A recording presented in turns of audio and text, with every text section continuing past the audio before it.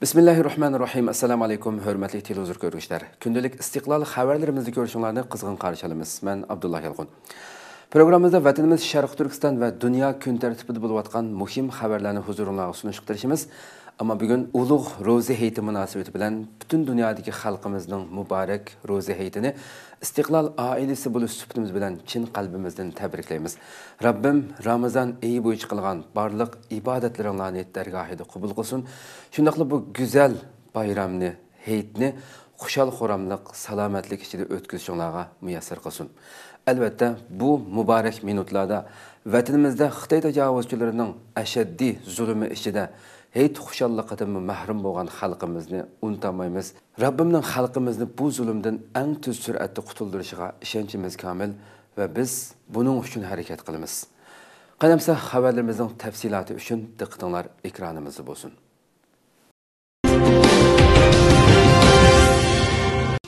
Türkiye'de tutup turulayotgan Uyg'urlar 3-turkumda qo'yib berildi.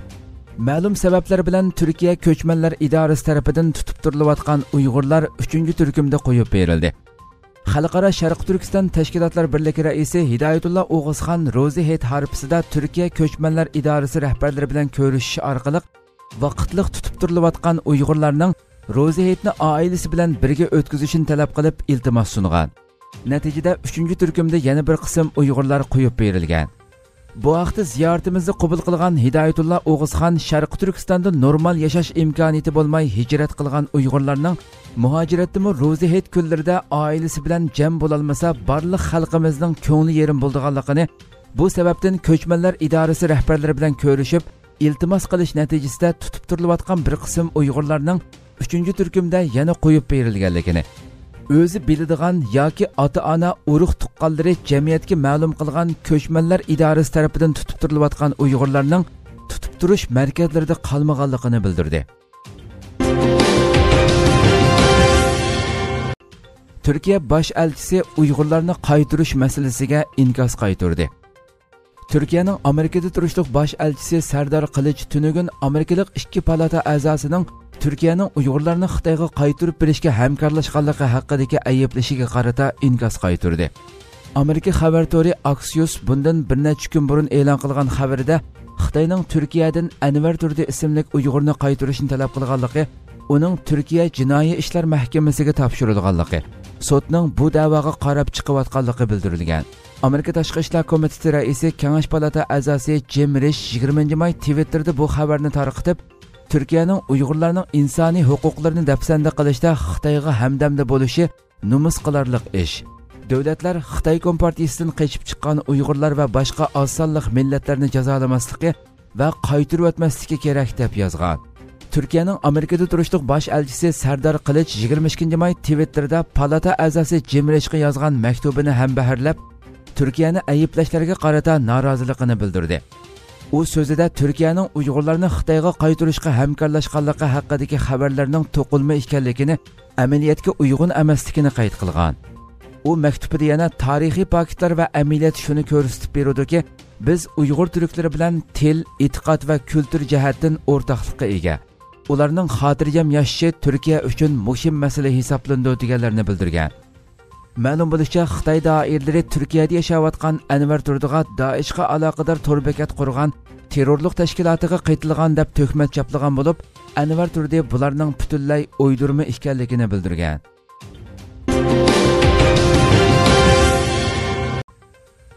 Xitoy tunji qatim o'zining iqtisodiy eshish nishonidan voz kechdi.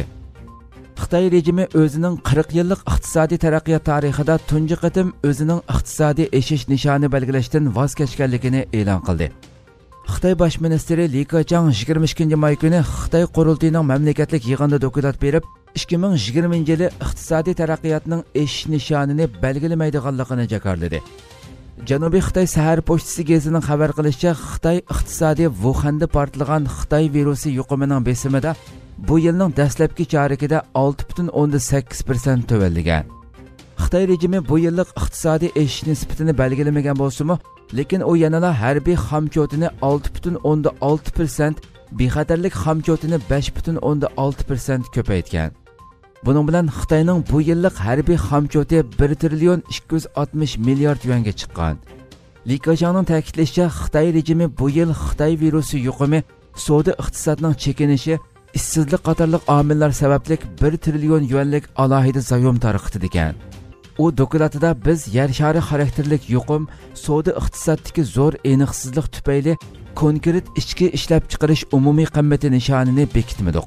Xitoyning taraqqiyoti mo'ljalligili bo'lmaydigan omillarning ta'siriga uchramoqda degan. Xitoyning bu navbatlik qurultay yig'ini Xitoy Wuhanda portlagan Xitoy virusini dunyoga tarqatib, dunyo iqtisodining buzg'unchilikqa uchrashi, nurg'un insonning o'lishini keltirib chiqarish bilan ayblanayotgan, uning javobgarligini surishtirish va to'lam to'lishi talab qilinayotgan mazgilda o'tkazilgan edi. Amerika Xitoyni Hong Kongda muqimsizlik paydo qilmaslikka ogohlantirdi. Amerika hukumati 21 may kuni Xitoyni Hong Kongning o'z-o'zini boshqarishiga hurmat qilishga chaqirib, Xitoyning ma'qullamoqchi bo'lgan davlat xavfsizligi qonuni Hong Kongda ig'ir muqimsizlik paydo qilganligini bildirdi. Amerika Tashqi ishlar ministrligining bayonotchisi Morgan Ortagus 21 may kuni e'lon qilgan bayonotida mundaq dedi: Hong Kong xalqining orzusini aks ettirmagan har qanday davlat xavfsizligi qonuni ig'ir muqimsizlik paydo qiladi.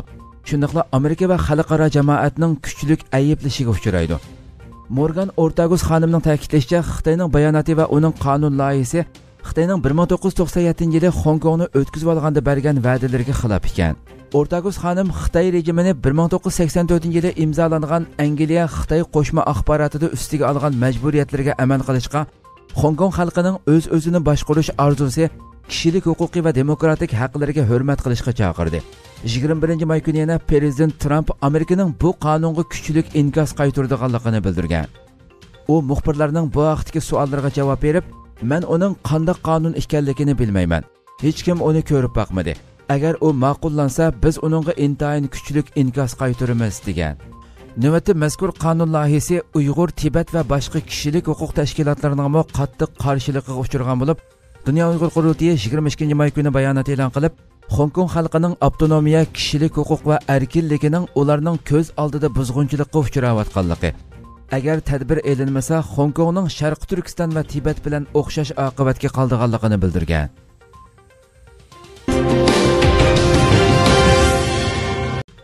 Magnus Fiskasio Xitoyning Uyg'urlarga irqiy qirg'inchilik yurgizayotganligini o'tirg'a qo'ydi.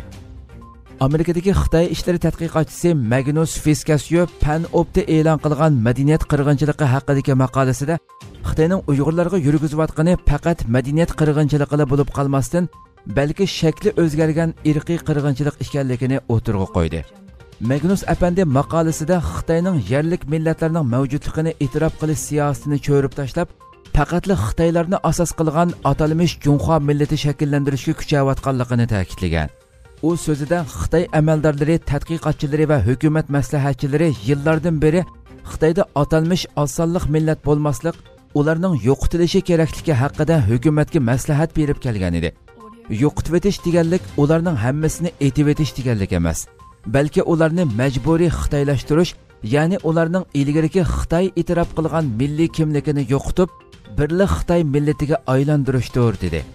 Maqolada Xinjiang degan nomning o'zila yangi mustamlikachining isboti ekanligi, u yerda yashayotgan yerlik xalqning irqiy ayrimchilikda yashaydiganligi alohida ta'kidlangan bo'lib, doim kamsitilgan, haqoratlangan yerlik xalqda qo'rqish psixikasi shakllandi deyilgan.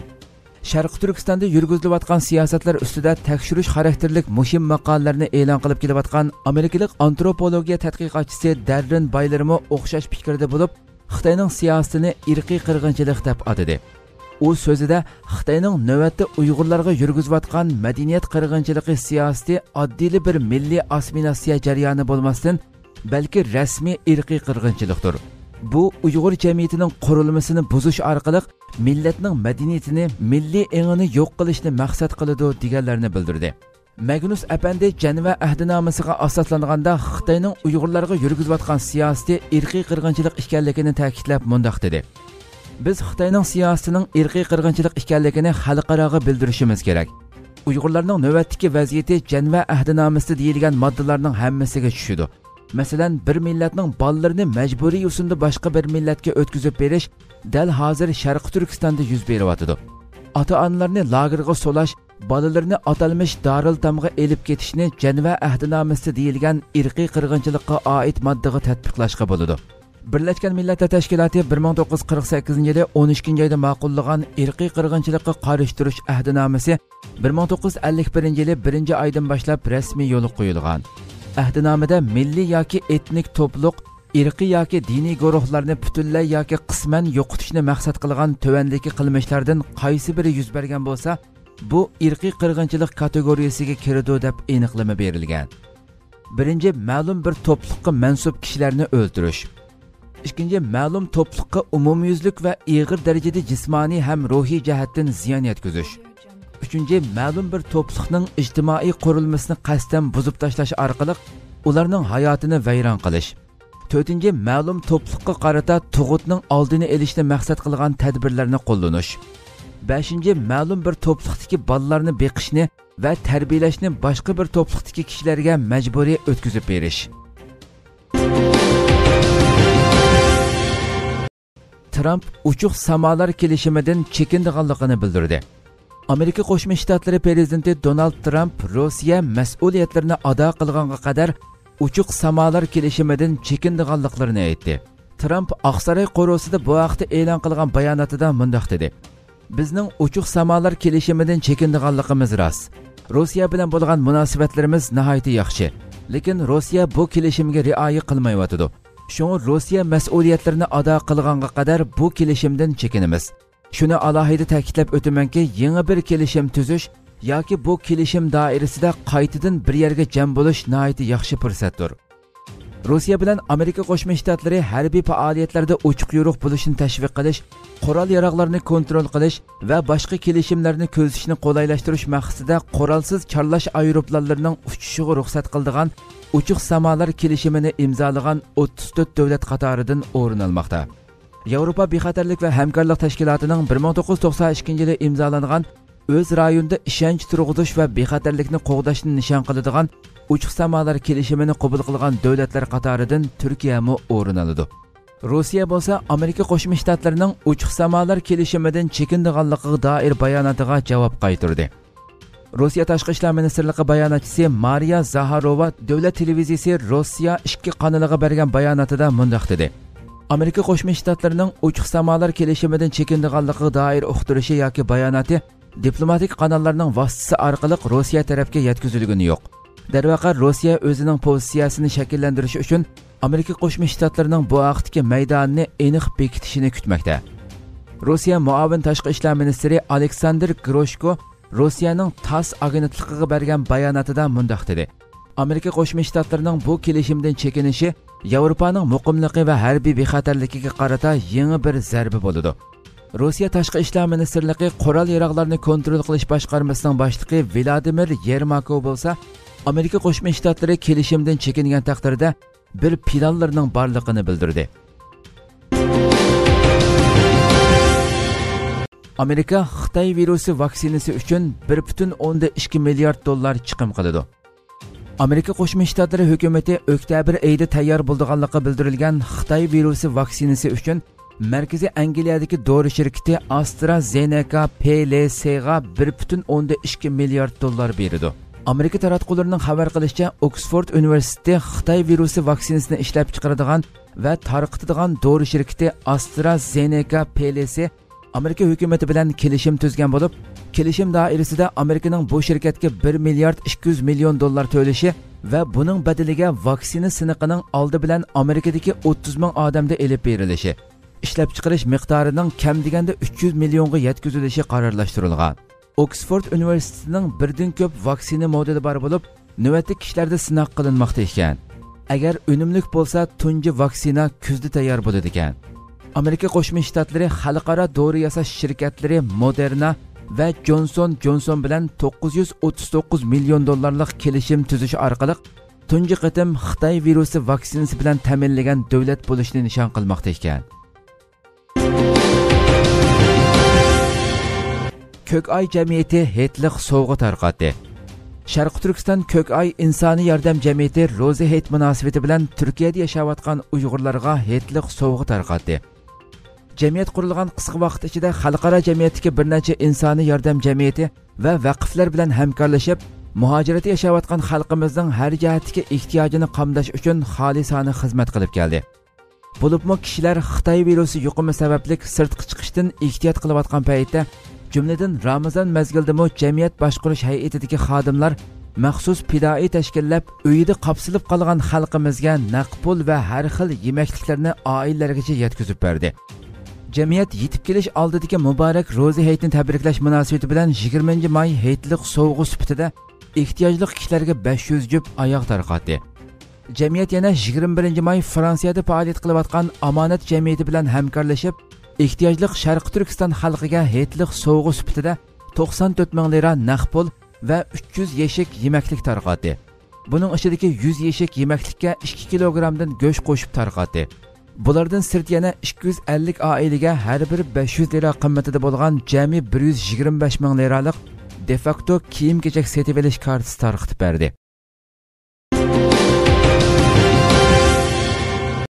Turkiyadagi Xitoy virusining eng yangi ahvoli. Türkiye Cumhuriyeti Səhiyyə Ministri Fahrettin Qoca 22 may günü bir gün içinde Xitoy virusi bilan 27 kişinin qazo qilganligini e'lon qildi. Fahrettin Qoca kech soat 7da Turkiyadagi Xitoy virusi yuqumining eng yangi ahvolini e'lon qilib, virus bilan yuqumlandi deb gumon qilingan 37507 kishining tekshirilganligini, bir kun ichida yangidan 952 yuqumlanuvchining ko'payganligini, buning bilan Turkiyada Xitoy virusi bilan yuqumlanuvchilarning 154500 ga yetganligini, bir kun ichida 27 kishi qazo qilib, jami qazo qilganlarning 4276 ga yetganligini bildirdi. Səhiyyə ministri yana davolanayotgan bemorlar ichida 1121 nafarning salomatligining asliga kelganligini, 800 bemorning kasalining og'ir ekanligini, ammo kasali og'ir bemorlarning uzluksiz ozayotganligini, yangi turmush tartibining kontrol ichidagi ijtimoiy hayot bo'lganligini, hamma kishi birdek maska taqash, uchrashganda orliq saqlash qatorliq oldini olish tadbirlarini yaxshi qo'llanish, odam ko'p o'rinlarga berishdan saqlanish qatorliq tadbirlarni davomlashtirishning intayin muhim ekanligini ta'kidladi.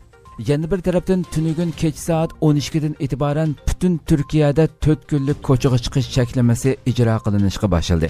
Cheklama 26 may kech soat 12 gacha davom qiladi. Hürmetli televizyon görüşler, şuna qilib bugungi xabarlarimiz mush yerda oxirlashdi. Inshaalloh atiki programmamizni ko'rishgacha sizlarni janobi Allohga topshiramiz. Shunaqla program oxirida ekran orqasidagi barliq xizmatdoshlarimga ko'pdan ko'p rahmat aytaman va bu muborak hayitni xushal xo'ramliq, tinch amonlik ichida o'tkazishinglarga tilakdoshmiz. Assalomu alaykum va rahmatulloh.